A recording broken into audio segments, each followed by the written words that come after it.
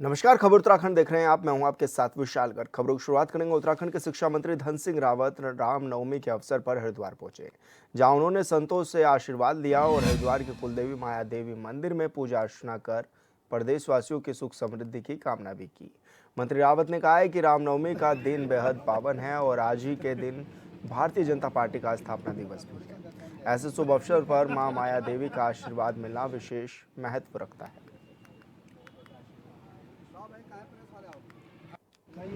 और आज हम माता के दरबार में हैं और पूरे भारतवर्ष के लिए, पूरे उत्तराखंड के जितने हमारे लोग हैं उनके लिए हमने मन्नत मांगी है कि हमारा उत्तराखंड जो है समृद्ध हो, खुशहाल हो। इसी के लिए आज हम माता जी के दरबार में हैं और आज भारतीय जनता पार्टी का स्थापना दिवस है। इस कार्यक्रम में आ रखा हूँ और साथ में आज संस्कृत विश्वविद्यालय में कई कामों का आज लोकार्पण भी हम करने जा रहे हैं। फिर सहकारिता विभाग का एक कार्यक्रम है, उस कार्यक्रम में भी आज आ रखा हूँ और इस साल को पूरे विश्व में सहकारिता वर्ष के रूप में मनाने का निर्णय जो है लिया गया है। उसके तहत इस कार्यक्रम में भी मैं आ रखा हूँ और रामनवमी के मैं सभी पत्रकार लोगों को आपको भी बधाई देना चाहता हूँ।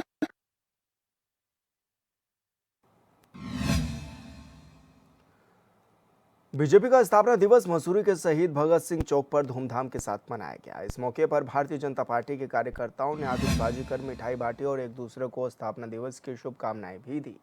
इस दौरान दर्जनों की संख्या में बीजेपी कार्यकर्ताओं ने प्रधानमंत्री नरेंद्र मोदी और बीजेपी के राष्ट्रीय अध्यक्ष जेपी नड्डा जिंदाबाद के नारे भी लगाए।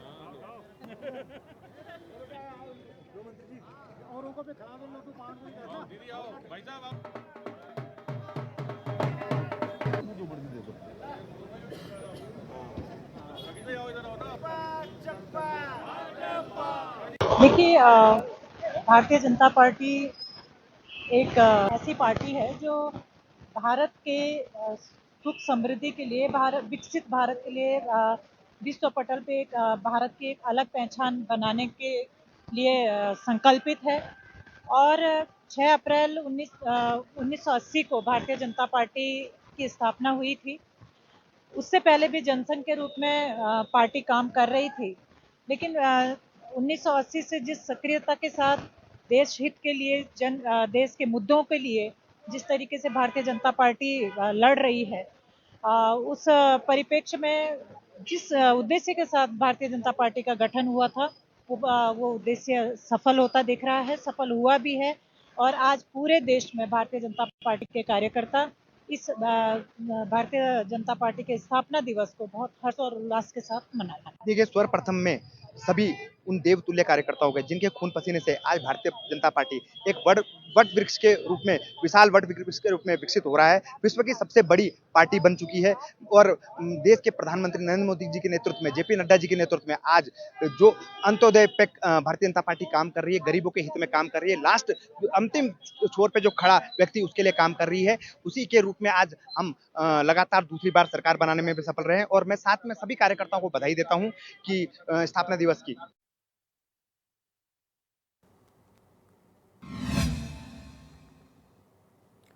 खबर चमोली जिले के पोखरी ब्लॉक की है, जहां शनिवार को सामुदायिक स्वास्थ्य केंद्र पोखरी के डॉक्टर द्वारा फार्मासिस्ट के साथ मारपीट का मामला सामने आया, जिसका संज्ञान सीएमओ चमोली और बद्रीनाथ के विधायक लखपत बुटोला ने भी लिया और दोनों डॉक्टरों को मूल तैनाती स्थल पर जाने के आदेश भी जारी किए हैं।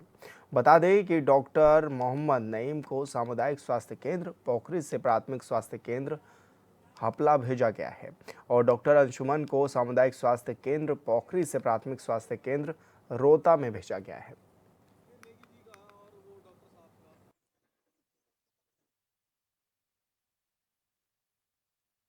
अस्पताल में जिस तरह की घटना हुई है, उस घटना पे मुझे लगता है कि जो वहाँ पे स्टाफ है, इस तरह की घटनाएं नहीं करनी चाहिए, ना इस तरह का वैमनस्यता होनी चाहिए। डॉक्टरों को लोग बड़ी उम्मीद के साथ देखते हैं, लेकिन जो वहाँ पे डॉक्टरों ने किया वो बहुत दुखदपूर्ण है और इस तरह की हरकतें कभी भी स्वीकार नहीं की जा सकती।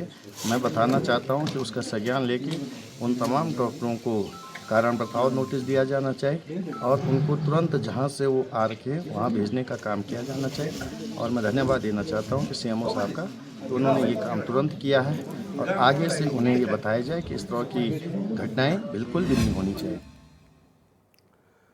रामनवमी पर्व को लोहाघाट क्षेत्र में काफी धूमधाम से मनाया जा रहा है। रामनवमी पर्व पर कई हिंदूवादी संगठनों ने व्हीप नगर अध्यक्ष अमित शाह के नेतृत्व में लोहाघाट नगर में भगवान राम की भव्य झांकी भी निकाली। राम भक्त झांकी के साथ झूमते गाते जय श्री राम के नारे लगाते हुए नजर आए। झांकी का शुभारंभ सरस्वती शिशु विद्या मंदिर से किया गया। झांकी मीना बाजार होते हुए राम मंदिर पहुंची, जहां झांकी का पुष्प वर्षा के साथ स्वागत भी किया गया।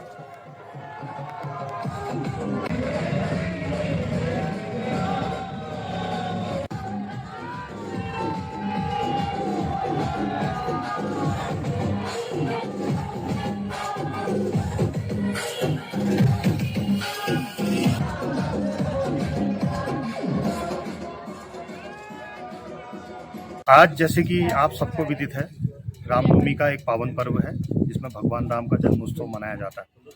तो आज हम सभी सनातनियों ने एक दृढ़ निश्चय करते हुए एक शोभा यात्रा निकालने का प्रयत्न किया है और ये सरस्वती शिशु मंदिर से होते हुए हनुमान मंदिर में इसका हम समापन करेंगे।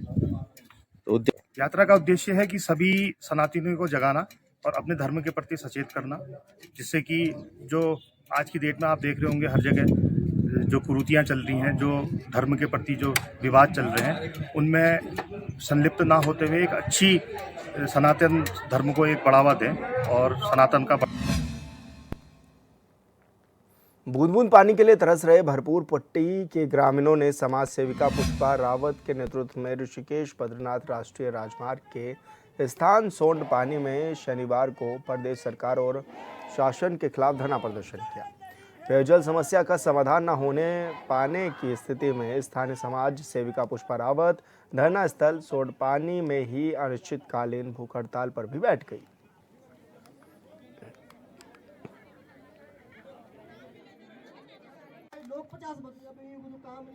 और आज यहाँ की मातृशक्ति पुनः जो है जागृत हो चुकी है, अपने हक हकूकों के लिए जो है जागरूक हो चुके हैं।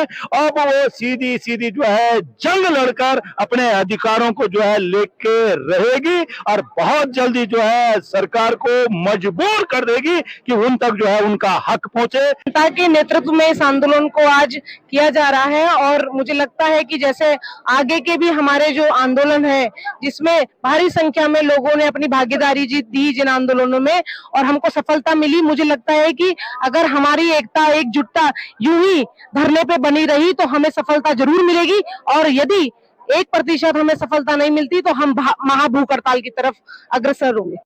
आंदोलन के लिए हमें मजबूर होना पड़ा है।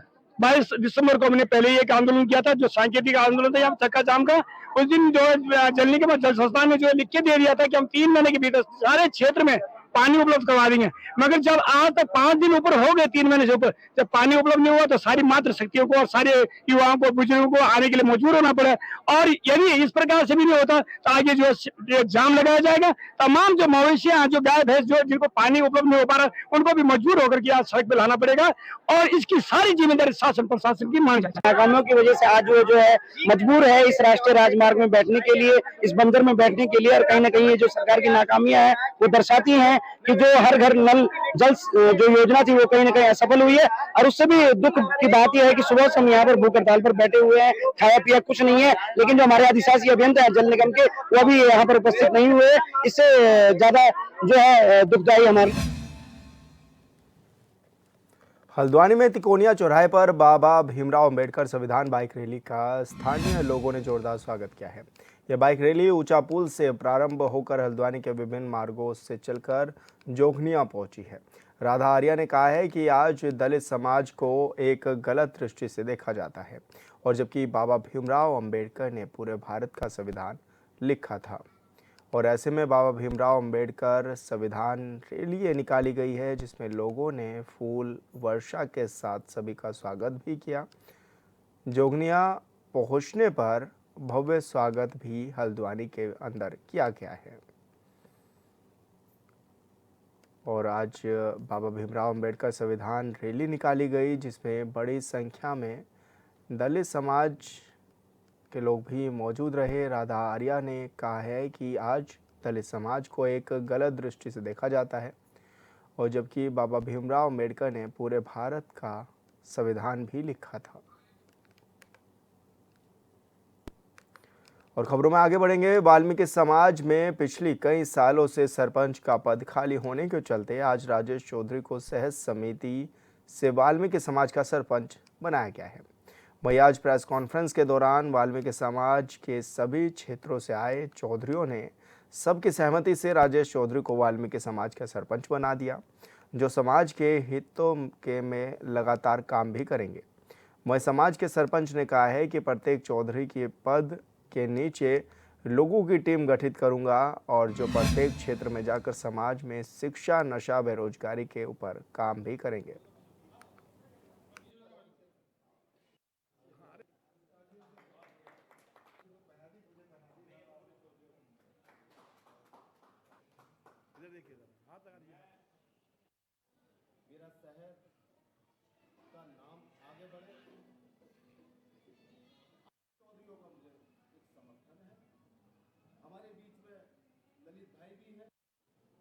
सरपंच जी जो स्वर्गवास हुए, इनके सुपुत्र ने इच्छा जाहिर करी, जो 1-4 तारीख को पूरे हल्द्वानी शहर की कावड़ धाम से हल्द्वानी तक पूरे वाल्मीकि समाज इकट्ठा हुआ और इनको जो है सब पूर्ण रूप से समर्थन मिल दिया गया।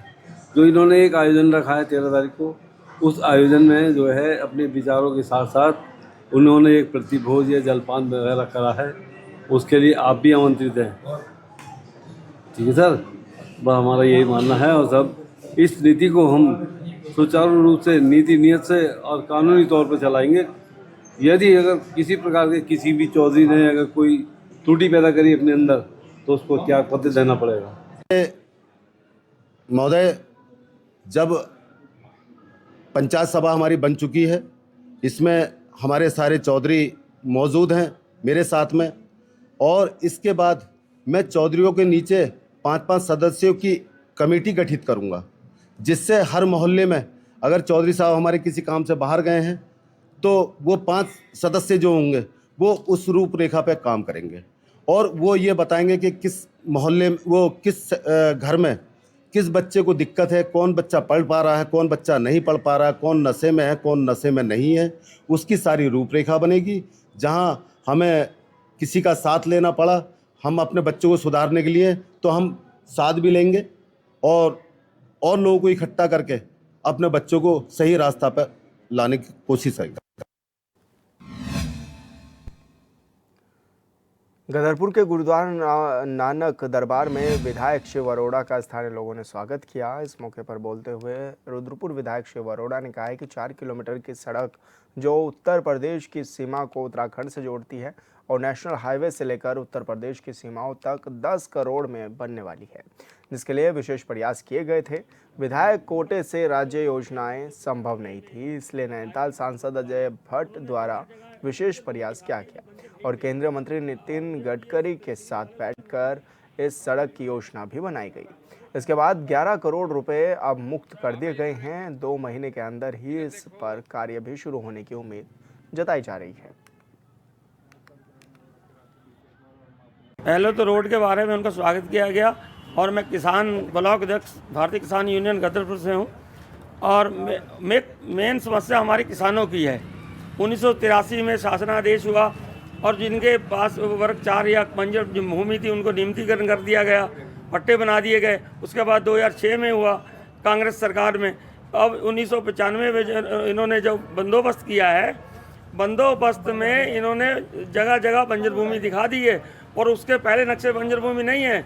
इन्होंने जो पक्की ज़मीन है उसको रोडों में दिखा दिया, नालियाँ नहीं छोड़ी हैं, और उसी के रास्ते कम कर दिए हैं। उनको बंजर में दिखा के खेतों में किसानों को परेशान किया जा रहा है। हाँ, बंदोबस्त अब गलत है। हमने तहसीलदार महोदय से बात की थी, वो भी जो उनको जानकारी दी गई तो कह रही थी गलती तो उनकी है, लेकिन हाई कोर्ट से आदेश हुआ ऐसा। लेकिन हाई कोर्ट का आदेश को तो किसान को क्या पता हाई कोर्ट कहाँ जाना है। ये तो हम तो तहसील जाएंगे या जिलाधिकारी महोदय से मिलेंगे। देहरादून में सड़क सुरक्षा को लेकर परिवहन विभाग की ओर से लगातार अभियान चलाया जा रहा है। ऐसे में अब परिवहन विभाग नियमों की अनदेखी करने वालों के खिलाफ सख्त कार्रवाई भी कर रहा है, जिसके चलते कई वाहनों को सीज भी किया गया है और कई वाहन संचालकों के चालान भी काटे गए हैं। आरटीओ अधिकारी शैलेश तिवारी ने बताया कि 2011 से उत्तराखंड में हाई सिक्योरिटी नंबर प्लेट लगाई जा रही हैं। ये एक एडवांस तकनीकी है जो वाहन के आगे और पीछे लगे होते हैं, लेकिन कुछ वाहन स्वामी नियमों का पालन नहीं कर रहे हैं। इसको देखते हुए पिछले 2 दिनों से उन वाहनों के खिलाफ कार्रवाई की जा रही है।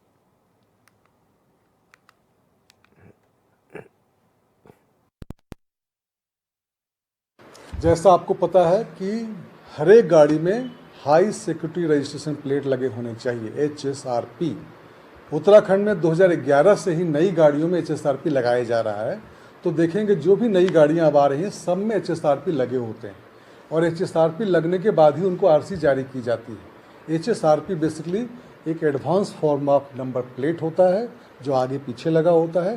साथ ही जो आगे का जो ड्राइवर का स्क्रीन होता है, जो शीशा होता है, उसमें एक स्टिकर भी लगा होता है जिसमें गाड़ी के डिटेल होते हैं। ये जो नंबर प्लेट हैं सिक्योरिटी फीचर से साथ होते हैं और इन पे छेड़छाड़ करना थोड़ा मुश्किल होता है। तो हम लोगों ने अभी बीच में देखा कि कई लोग बगैर HSRP भी गाड़ी चला रहे हैं। हाँ, एक चीज़ और भी बता दूं मैं, जो पुरानी गाड़ियां हैं उनके लिए भी HSRP लगाना ज़रूरी है। तो HSRP लगाइए आप, तभी वाहन का संचालन कीजिए। 2 दिनों में हम लोगों ने एक अभियान चलाया है जिसमें बगैर HSRP लगे हुए वाहनों के चालान किए गए हैं। कल 217 गाड़ियों के चालान HSRP नहीं लगाने के ऑफेंस में किए गए हैं। आज भी ये हमारा अभियान चल रहा है। पुनः मैं आपके माध्यम से अनुरोध करूंगा कि HSRP लगा करके ही वाहनों का संचालन कीजिए, नहीं तो गाड़ी का चालान होगा और कई बार गाड़ियां सीज भी। नैनीताल में प्रशासन, पुलिस और आरटीओ की टीम ने शहर में चल रही प्रतिबंधित वाहनों के खिलाफ बड़ी कार्रवाई की है। पुलिस ने 235 वाहन संचालकों के खिलाफ चालानी कार्रवाई की, जिसके चलते टैक्सी चालकों में हड़कंप भी मच गया। बता दें कि हाई कोर्ट के आदेश के बाद से ही पंजीकृत टैक्सी वाहनों का संचालन शहर में प्रतिबंधित है, लेकिन फिर भी इन वाहनों की संख्या बढ़ती जा रही है, जिसको लेकर प्रशासन ने कदम उठाया है।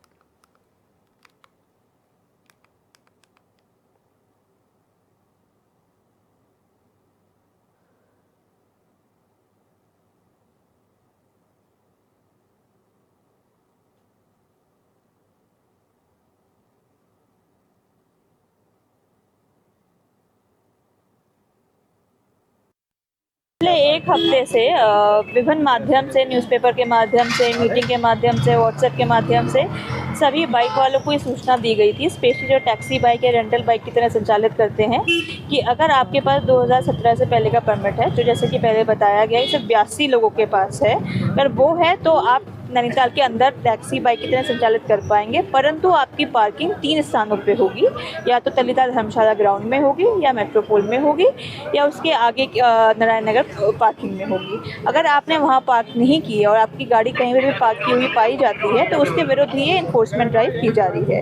इनकी गाड़ियाँ जगह जगह पार्क हैं तो उनको वहाँ से हटाया जा रहा है, चालानी कार्रवाई की जा रही है। इसके अलावा बहुत सी ऐसी बाइक्स जिनके पास परमिट नहीं है नैनीताल के अंदर आने का, उनको भी नैनीताल से बाहर निकाला जा रहा है। उनको भी अलग से एक पार्किंग स्थल दिया जा रहा है कि वो अगर अपना रोजगार संचालित करना चाहते हैं तो नैनीताल के बाहर से संचालित। और खबर उत्तराखंड में मेरे साथ इतना ही। आप देखते रहिए HNN 24/7। नमस्कार।